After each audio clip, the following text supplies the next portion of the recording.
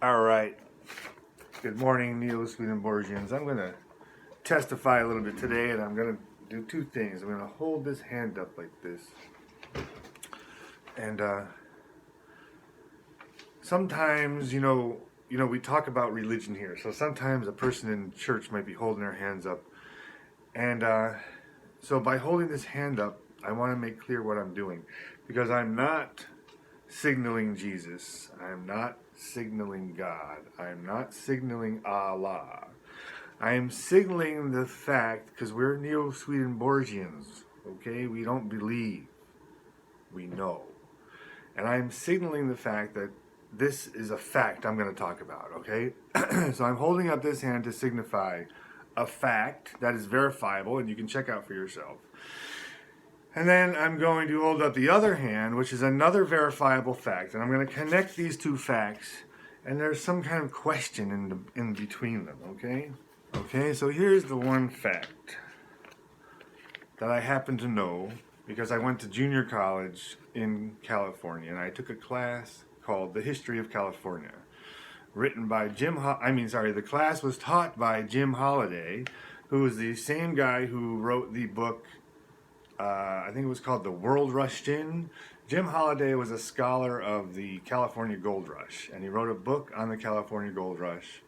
It was very good. He was a university professor, and he retired to Carmel, California. And I went to Monterey Peninsula College, and he taught the history of California at Monterey Peninsula College. And I took the class, and it was great. Anyway, you get the point. The point being Stanford University. Now, I'm not really talking specifically about Stanford. There's another thing I'm going to get to. I'm just using Stanford as an example. Stanford University, if you read their original documents, was said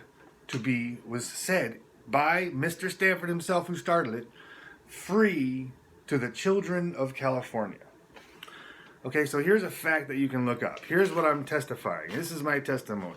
And when I say testimony, I'm not talking faith, belief. I'm talking, look it up for yourself. So the fact is that the guy named Stanford, who started Stanford University, wanted and had all this money and wanted to give a free education, college education, okay?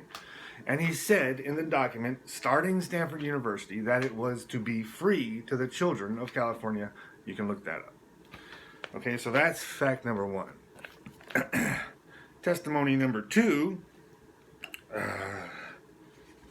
Fact number two that you can look up is that Stanford is actually now one of the most expensive universities in the country. Stanford University, it's prestigious, it's posh, So, I mean, it's not the most expensive. Maybe Bennington is, of course, more, and the Ivy League are probably a little bit more. I'm not sure, but they're all right up there, right? We all know this. So on this show I talk about deceptions and stuff like that, and how deception is actually a part of nature. Camouflage of birds and lizards, that's a deception. Deception is, so magical thinking, which is to say looking at these things, is a survival trait. Because if you can see through that little ptarmigan's camouflage, you can go eat it, right? Whereas the other thing that doesn't have such good eyesight can't go eat it. But anyway, here I am. Okay, bang. Mr. Stanford says, free to the children of California. And then you connect it with over here, one of the most expensive universities in the country. And so now we're talking about deception, and we're talking about how it occurs naturally. And so my question is, who's this? Right? How does this, free to the children of California, look it up, and this, one of the most expensive colleges in the whole country, how do these two connect? They connect through something. Who's that? Right? Somebody's pulling a fast one. Somebody's deceiving us. I don't know who that is. Anyway, it's probably dangerous stuff to talk about. Take it easy, bye.